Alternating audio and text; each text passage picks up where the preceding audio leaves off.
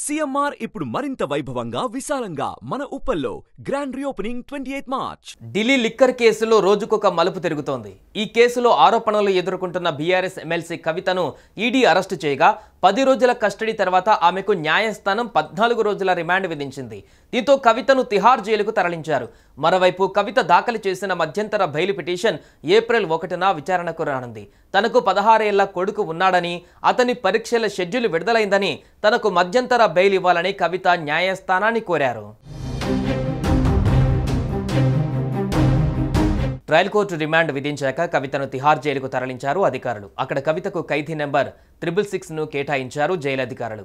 వచ్చే నెల 9వ తేదీ వరకు ఇదే జైల్లో కవిత ఉండనున్నారు. అయితే ఈడీ కస్టడీలో ఉన్నప్పుడు కవితకు కోర్టు కొన్ని ప్రత్యేక సదుపాయాలు కల్పించింది. ఇంటి భోజనంతో పాటు పెన్నులు, పేపర్లు, చదువుకునేందుకు బుక్స్, ఇంటి నుంచి దుస్తువులు పంపించేందుకు కోర్టు పర్మిషన్ ఇచ్చింది. ఇప్పుడు తిహార్ జైలుకు వెళ్ళగా అక్కడ కూడా కవితకు కొన్ని ప్రత్యేక సదుపాయాలకు పర్మిషన్ ఇచ్చింది న్యాయస్థానం. పుస్తకాలు, పెన్ను, పేపర్లు, మందులు, ఆభరణాలు తీసుకోవడానికి, ఇంటి నుంచి భోజనం తెప్పించుకోవడానికి, పడుకోవడానికి మంచం, దుప్పట్లు, చెప్పులు వంటివి సొంతంగా ఏర్పాటు చేసుకునేందుకు కోర్టు అనుమతినిచ్చింది. కవిత అభ్యర్థన మేరకు తన కుటుంబ సభ్యులతో మాట్లాడేందుకు న్యాయస్థానం అనుమతినిచ్చింది. దీంతో ఆమె కోర్టు హాల్ వద్ద భర్త అనిల్, ఇతర కుటుంబ సభ్యులతో కాసేపు మాట్లాడారు. ఎమ్మెల్సీ కవిత దాఖలు చేసిన మధ్యంతర బెయిల్ పిటిషన్ ఏప్రిల్ 1న విచారణకు రానుంది.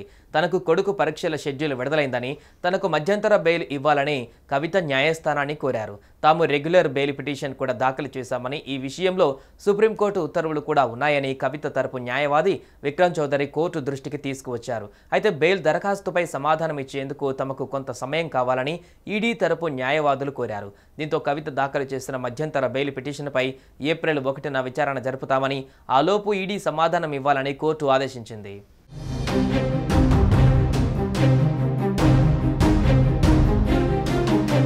సుమన్ టీవీలో మీ పర్సనల్ అండ్ బిజినెస్ ప్రమోషన్స్ కోసం కింది నెంబర్కి కాంటాక్ట్ చేయండి.